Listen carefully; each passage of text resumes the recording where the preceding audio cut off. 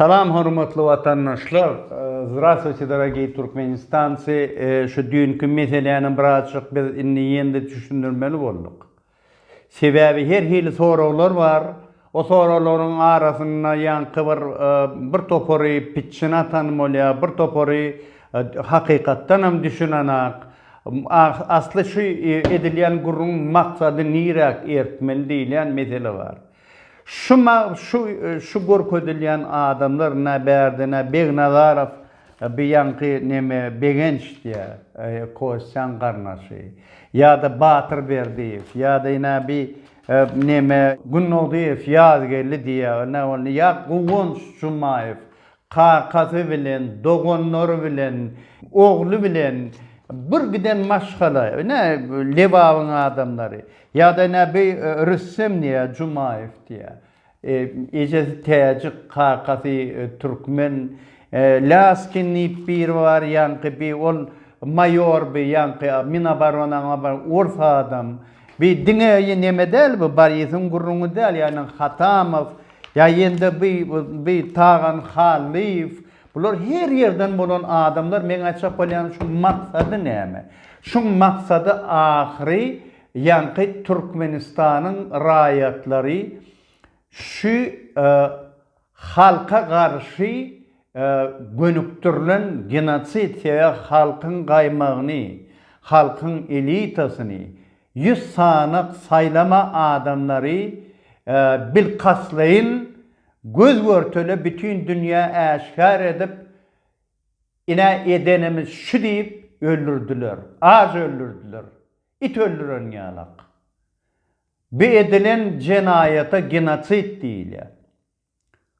Genotsit deyilen hükman 1 milyon adam ölmeliler. Eğer de bir belli topor, siyasi topor olsa ya da diğerli şol dini topor olsa bizim hazır var ol 7. bloğun 2. etajına 300'e olay hazır yankı ol din azatlığı için oturan adamlar var. Yendi 100'e olay siyaset meselesi için oturuyor. Biz olur doğru bilemdik. Yani biz şu meseleni kaldırıp şu doğun kardeşleri men ne için yüzlönüyanımız sebebi yankı bir Şeyh Muradovlara men olur tanıyan yankı Kosev olsun, Baris olsun ama en ağır yağdı, en ağır urgı ol neme düştü? Kuvon Sumayev'in öyüne düştü. Ağla deyilen gelini, ine çeken, ağramı çeken ol değerlemen yani yağdayı ertilen adam hem eri hem kaynatası hem erin doğanları hem oğlu şeytir şu atadan geçen adamlar ol dine yankı Baris yavur koysa onun beterini görenler var. Yani men diyen zadım ahir eğer de biz yurdun içine özgürtme geçirme niyetimiz var olsa onu biz ne hilem olsa uğur tapmalı. Men öz düşüncem, men bilen alalaşan adamlarım var. Eğer de biz şu meseleni, şolun doğun kardeşleri, şolun ölünlü hakta resmi şahatnamanı aldılar, resmi dokument eline alan son, biz onu onun halkara cemiyete yetirip bunu Birleşen Milletler Kurulmasının yankı halkara tribunalına ertibilliyat. Yani eğer de biz diktaturan ıskını alacak olsak, eğer de biz bunu kovuşacak olsak, eğer de biz şunu alcıratman, yurdun içine kim girip bilir? Oğlanlar gurlayalar, ay girer Özbekistan'dan neme. Men yankı boş gurlayıp veren oğlanları ya yürüyte adamları ağlap otak erçek olan adamdan adından tutacak gel. Men o zaman aydıptım o meseleni. Yönü hazır biz etçek bolsak ilki bilen diktaturan ıskınlanmalı. İlki bilen sebebi onu eden öğeleri. Şunun yanık mümkünçülük dine Türkmenistan'na var. Sebebi yurdun daşına halkın den yarısı. Sebebi bizim yurdumuzun içinde 100 adam yeni şeytirip göz örtülü itin ölümüne yerttiler ödem halkının kaymağı. Yine de 300 adamım 7. bloğun 2. etajına oturuyor. Biz şu meseleni kaldırıp biliyoruz. Indi bu mesele boyunca her hili çıkışlar var. Käbiri düşünenak, käbir düşmedik sıran molya, ona var pitçin atanan molya, yankı. Indi şu meselede yankı bir şul ölün adamın doğun garnaşlarının yankı öz yankı şunu garayışı, onun yankı muňa bolan yankı öz reaksiyasy düşünür ýalyk däl. Olar topulşyp ay sen bu meseleye koşulma, ay sen men inansam inanyan, inansan inanyber taňa. Men oň bilen işim yok. Ya sen bayram otaydy. Maňa tapaw ýok, oň üçin sen inanyan, inanmaýanmy? Ýöne 2003-nji ýylda şoň enewir atawir dogany Larisa Boris bilen Konstantin öldü diýip hasap edýänip resmi ýagdaýda aýtdy. Siz Larisa'nın günahını nädik geçtiňiz onda? Indi siz bara 18 ýyl geçen soň muňa pikire nädik gelýäňiz? Indi men nasıl soraw bar size? Siz näme ýagdaýyny oňuşýaňyz siz? Onda bir oňuşman ýolda. Şeýlemi? Näme üçin siz beýle muňa edil bara men sizin ýagdaýyňyz men bolummy? Men mi sizin düşmanyňyz?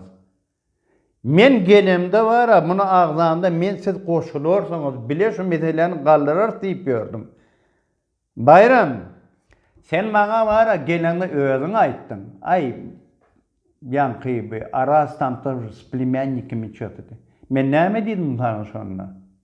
Eger plemiannikler bol yegenler bilen işleyen bolsa men telefonuma berme, men bilen gürleşmesenim deyip ayttım ha men sana. Yalan sözleyen bolsam ayday.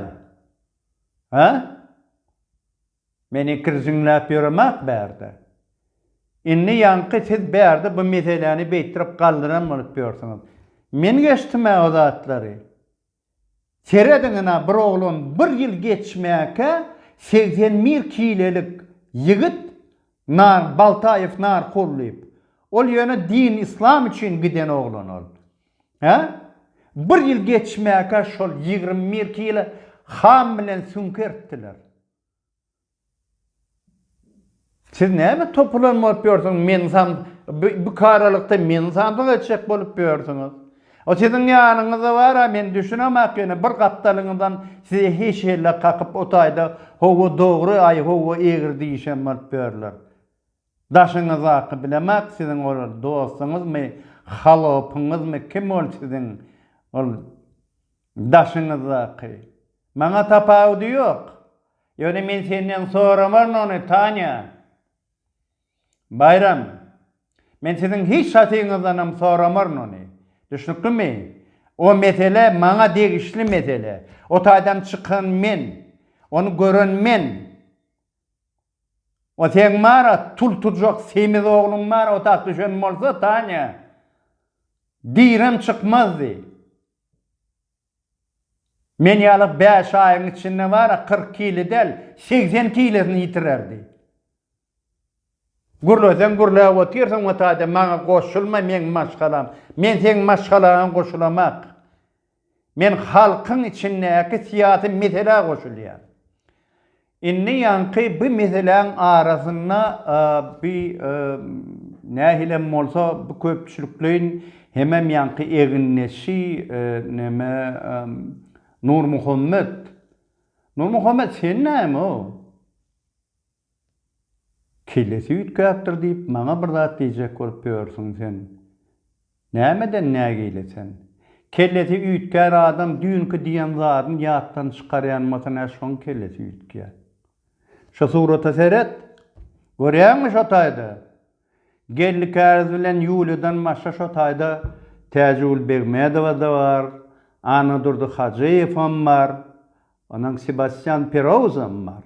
Sen şolaň arasynda agzamadyňmy? Ha? Ay bular bir wagt öldü diýip. Inni kim üçin beýtirip sen guruk beýtirip bulap ýörsiň? Şumy bar bolup bilşiň? Ha? Şumy sen bar ise eginleşligiň? Şu görüşe sen wepadarlygyň şumy sen? Sen düşmanın näme? Berde Muhammedov däle gellikärdi bolnumy? Ha, men nirede büdüränimi isleýänmi sen? Şonu gözleýänmi? Onu tapmarsın. Yani sen ayıp meseleni ayıp bilmejek bolýan. Nur Muhammed sen ýöne hakykataýdy bilen düşünüklümi? Sen siyasi hilegarlyk etjek bolýan berde. Otada kän haklyrak gel bu zatlaryň aňyrsyna düşünmek üçin. Edýänmi ediber ýolundan galma sen. Düşündiňmi? Indi bu meselelerden soň men ýanky nemeni ýende bir goşulyp sorýanlar bar, bir Ajdar Ahmet olar kim diýip. Ine biziň çykaran rolymyz var. O wagt Halmynat biz bilen işleýärdi, onu görüň adamlar eger gerek bolsa, biz soň ýene de aýratyn olar hakda bir ýene çykyş eder. O ýigitler barada, ol ärler barada, ol gahrymanlar barada biz aýratyn çykyş eder. Inni bir arada bolun meseleň içinde ýene de bir ýagdaý bar. Ýanky bir Allamrat Rahimov ýanky bir sapar çykyş etdi. Ondan ýanky bir düýejin ýana baryp ýanky göz ýaşyny zordan saklanmalyk bir jurnalistika bir otaýda bir nähilem bolsa bir etika bolmaly, jurnalistik etika bolmaly. Sen jurnalist däl sen gonga Allamrat ola birinciden. Sen adam kärçiligim ýok, men ozalam aýtdym. Ondan sen töhmet ýapana. Sen näme otaýda gurlanmaly otyrsyň? Sen hakkyna seretleýän bolsaň, sen otaýda adamlara hakly uradýanyna şeýle alyp barmaly. Sen adamdan mara otaýda bir edep tertibi uratjak bolup berýärsiň otaýda. Jurnalistler bilen şeýle bolmaly. Dogry, jurnalistler hökman suratda bolmaly. Ýöne jurnalistki etika diýilen zat sen özüňden başlamaly. Sen ýaha maňa gorkut, kimi men ýazanymy? Ýogsa da sen resmi ýagdaýda menden mara eğer kimin gawadyma gelip gelaga bagyşlap pohum ýipdir diýmeli sen. Ha? Sen şonu diýmeli. Bir sapara çykyş etdiň, men sana üýtgeşik zat diýmä, men sana zıppuk diýdim. Bina bazen binamysa. Men ýalňyşym zadym ýok. Zıppuk ýalançy. Şonu diýdim sana, men sen götüňe başyňa ýetemäge. Sen bir sapara sesini çykarman gülün soňa maňa bara, götüňde duz basylan ýarak demişiň wala gurrun edýän. Men ta götüňe başyňa ýetemäk senin. Sen ýene de bara, ol bir makmaşenlik bara ýylyňdan gaýtalap. Şu owaň içinde bir ýerde bir eşek aňyry urasa, şol owada 30 eşek bolsa, şolaň hemmeden ýyly-ýylyňdan aňyryp başlaýarlar. Makmaşenlik. Men sana näçe sapar diýdim. Nire goşulýan? Ha? Sana näme gerek? Sen näme hondan märti bolan bolup bara başlyk sırany bolup otyrsyň? Kime alacak bolýan sen? Sen milleti nire pırlajak bolup berýärsiň? Ha? Kim seni basan iýdi çöwürýär? Hondan märti gelin şoňlan gurraşölýän, ay şunu düşünşölýän diýen. Sen maňa bara, sen näme diýdin? Eger de şol ýalňyş bolýarmasa, töhmet diýen bolsa, men özüm men çykarna, owa men hökman suratda men şu bagyşla diýerin. Sen erkek bolýarmasaň hökman suratda diýermen şo sedi. Sen töhmeti ýaýradýan adam. Allamrat, sen maňa da bagyşla diýmeli. Bu makmaşenige de diýmeli sen onu. Makkaga men şuňalak bir yalan sözledim, on men ýanymdan tenem mara. Bir ýerde bir bok tapsaň şonu gaýtalap beren adam ýalak, şonu senem agzadyň, senem ýalňyşdyrdym, bagyşla, ýöne senem gellaga bagyşla diýmeli sen hökman çykdy, aýdaýmel onu. Aýtmasaň onda başa hili gulaşar sen bilen. Han ogul bilgin şonu. Sen hiç hili jurnalistim del. Sen gonga. Ansabam ýok, sene vicdanam ýok. Makmaşenik. Sana men näçe düşünürdim? Sen bu ağzından gelen poğu var özün eşdiyen mi? Ha? Utonanak mı şu halkın içinde?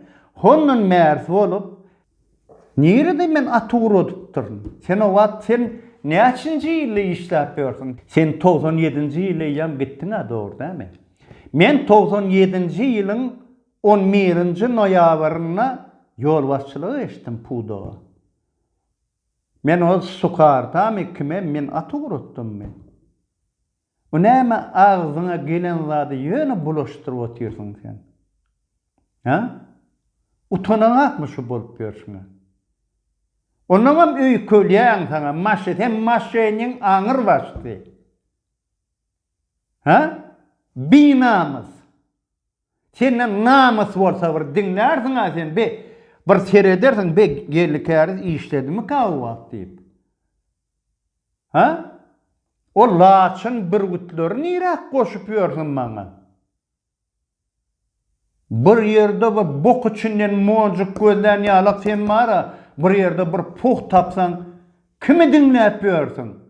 O garry daýda bar, çigit satyp ýören daýda bar ol bazarda, ors bazarda. Ol gelipdir bärdi, itler bardy, gurrun edýän näme, ni padyhaýymy yekemenip. Sen şoň gepine inanyp indi ýanky itli mesele, ýendi bir gutly mesele, atly meseleni maňa galdyrjak bolýanmy? Onda senin hakkı yok. Senin düşünce kim sana dövlete inanıyor? Sen o tadı iyi işledim. Onunla mara sen özüne beytirip tarih yazacak bolma. Özüne sen eden işin mı? Sen alan kalan mı? Ay men sakladım bir. Saud Arabistan'ın men yankı bir şahzadasını sakladım. O men saparata için diye niyetmedim. Saparata sana sıçma deyse var ha, bir hepdelep yek özünden bir bütün maşgalanla sıçmarsın. Hemen onun mersi olup diyorsun berde. Öykölyen onun mara tapan pohun gözlep şeydip adamların ömrüne düşecek olyan mı? Ha? Şeydirip halkını anıracak olyan mı? Dälin mün sortu var diýenler uğruna bar o. Senem şoň biri. Sen iniň maňa kömekleşip bördi. Bilýärmi Boris Araçy maňa aýdanladyny? Gildi on neplahoy parень diýdi. Erede onun näme diýdi? Ýöne ol diýdi bir hili şu ýaz diýdi, şol ýaz şemany degende biraz üýtgenir, geň görmegin diýdi. Düşüpmi? Siz şo bir tohumsyz. Sen kellen göçüp bara. Sen näme diýänini eşitdiň, ağzından çykan gurruny eşitdiň sen. Näme diýip ýörsiň sen? Sen şu giden iýlik halky jemaaty alajak bolup ýörsiň. Şeytirip ýygyna düşürjek bolup ýörsiň. A kelle de ýerine bolan adama düşmez. Ha? Konserwatiwny partiýa. Hudaý saklasın. Her ýyly adam bar o. Mena bara ýöne bolýar diýen Özbegistanyň üstünden geçşek, Afganistanyň hani geç görölany. Sen ýaly ýendi bir sansy bar. Geçşek bular. Geçiň hani. Geçşek ýigitden ikisi bardy. Şol ýüz gahramanyň içine Hoşali Garayev.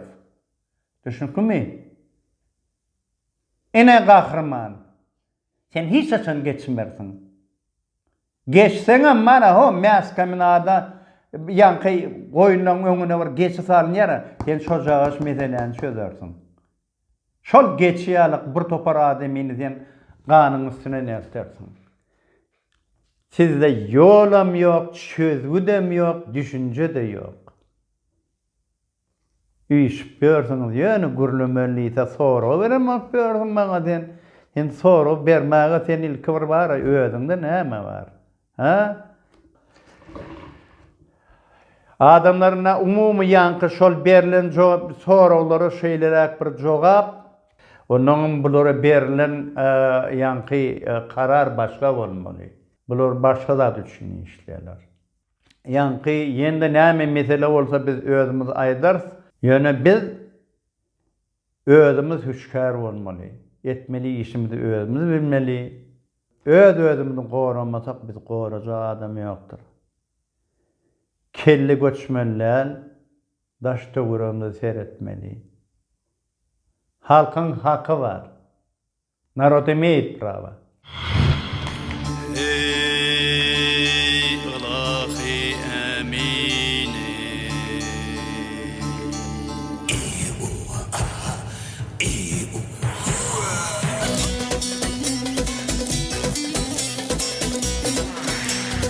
adan yolu atlanalıyım